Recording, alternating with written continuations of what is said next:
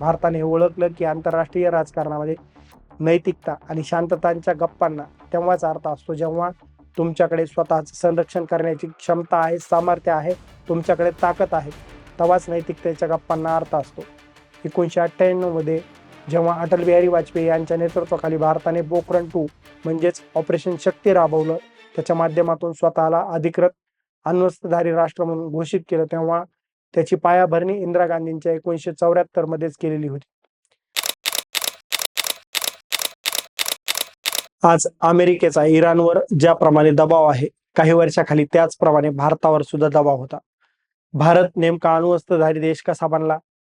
1974च्या पोखरण-1 म्हणजेच स्माइलिंग बुद्धा आणि इंदिरा गांधी यांच्या नेतृत्वामध्ये त्यावेळच्या जागतिक राजकीय दबावाला 1998च्या पोखरण-2 आणि अमेरिकन गुप्तचर यंत्रणांना चकवा देऊन अटल बिहारी वाजपेयी यांच्या काळामध्ये चाचण्या कशा यशस्वी झाल्या.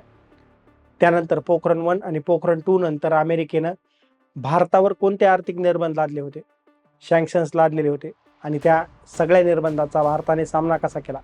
जागतिक स्तरावर भारतीय अर्थव्यवस्थेने आणि भारताने कोणते प्रयत्न केले होते.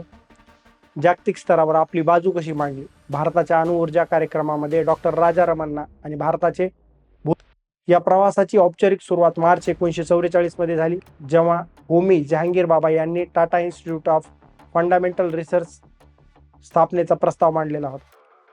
स्वातंत्र्यानंतर पंतप्रधान जवाहरलाल नेहरू यांनी अण्वस्त्रांच्या विरोधामध्ये जागतिक स्तरावर भूमिका घेतलेली होती.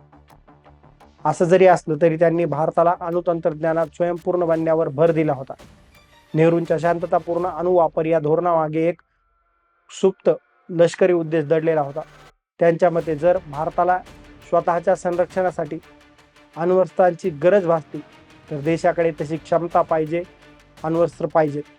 1954 मध्ये अणुऊर्जा विभागाची म्हणजे DAEची स्थापना याच दिशेने टाकलेलं एक पाऊल होतं, ज्याचं नेतृत्व बाबा आणि नंतर विक्रम साराभाई यांनी केलेलं होतं. 1962च्या भारत चीन युद्धामध्ये भारताचा पराभव झाला आणि त्याच काळात 1964 मध्ये चीननं लोपनूरनं या ठिकाणी आपली पहिली अणुचाचणी जी आहे ती यशस्वी करून दाखवलेली होती.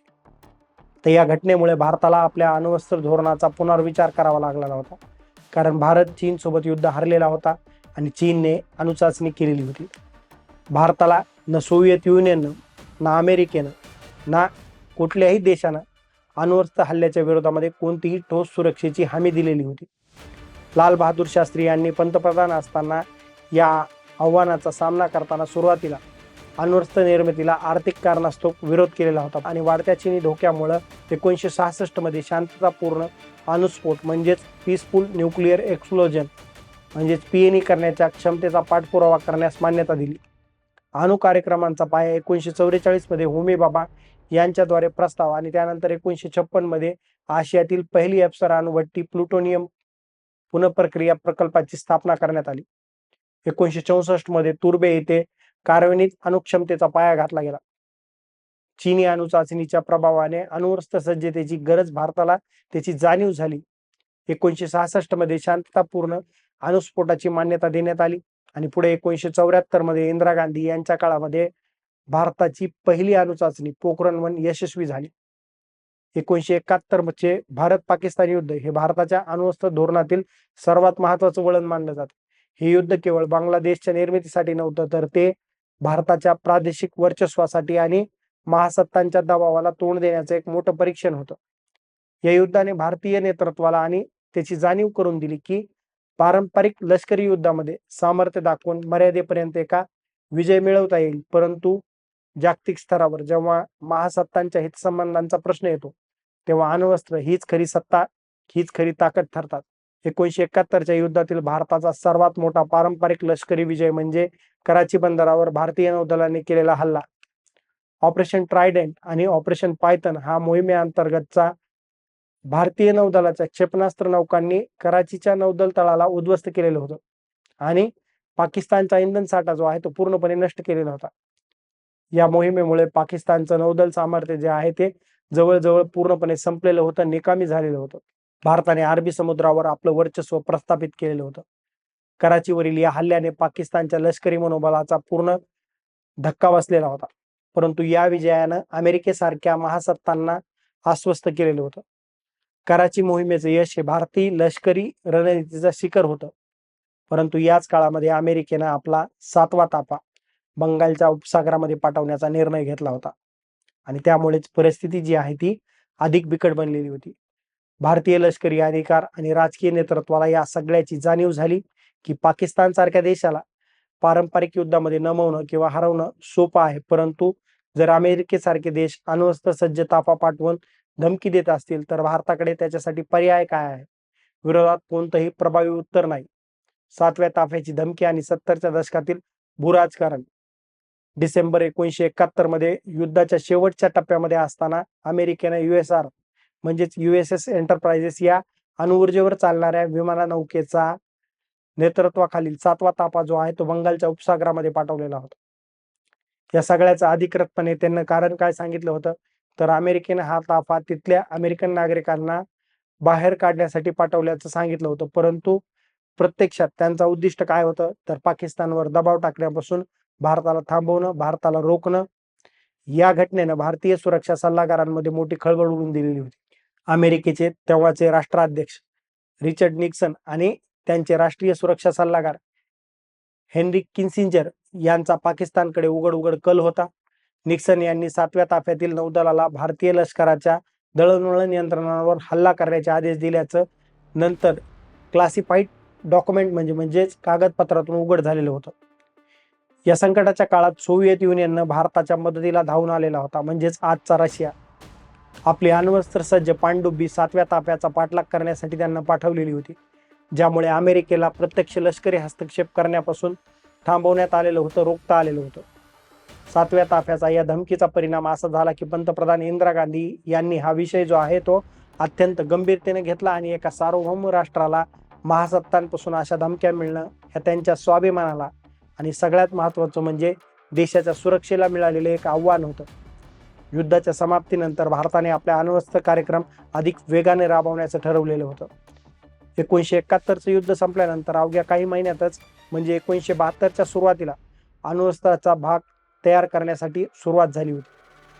सप्टेंबर 1972 मध्ये इंदिरा गांधींनी अणुचाचणी तयार करण्याची अधिकृत मान्यता दिली.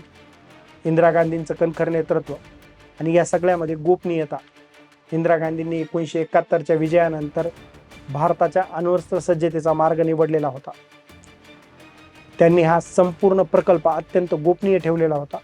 मोहिमेची माहिती त्यांच्या मोजक्याच विश्वासू सल्लागारांना होती, ज्यामध्ये PN हक्सर आणि DP घर यांना होती.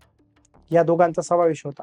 आणि सगळ्यात महत्त्वाची गोष्ट म्हणजे चाचणीच्या केवळ 48 तास आधी भारताच्या परराष्ट्र मंत्र्यांना आणि काही दिवस आधी संरक्षण मंत्र्यांना याबाबत माहिती देण्यात आलेली होती. इतकी गोपनीयता पाळण्यात आलेली होती.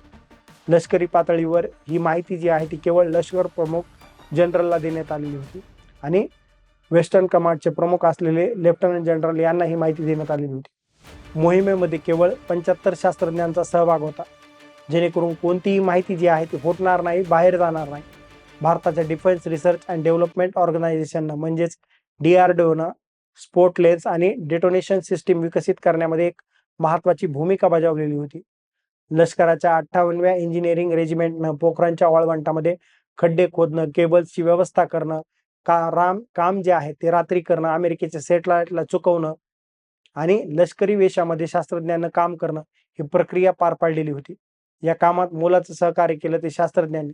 त्यांनी लष्करी गणवेश घातलेले होते आणि स्वतःची नावे बदललेली होती, जेणेकरून स्थानिक रहिवाशांना संशय येऊ नये, त्यांना याबाबत कळू नये आणि माहिती जी आहे ती बाहेर फुटू नये.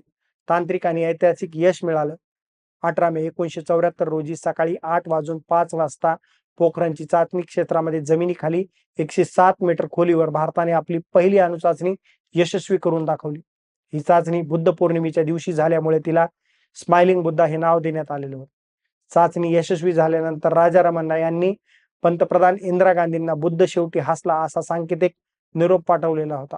यशस्वी चाचणीनं भारताला अण्वस्त्र सज्ज राष्ट्रांच्या रांगेमध्ये नेऊन बसवलेलं होतं. P5 म्हणजे संयुक्त राष्ट्राच्या सुरक्षा परिषदेचे 5 कायम सदस्य असणाऱ्या देशांच्या बाहेर अणुचाचणी करणारा भारत हा जगातील पहिला देश ठरला होता. भारताने या चाचणीला अधिकृतपणे शांततापूर्ण अणुस्फोट म्हणजेच PNE म्हटलेलं होतं. प्रत्यक्षात ते भारताच्या सामरिक शक्तीचं जगाला दिलेलं एक सांकेतिक उत्तर होतं.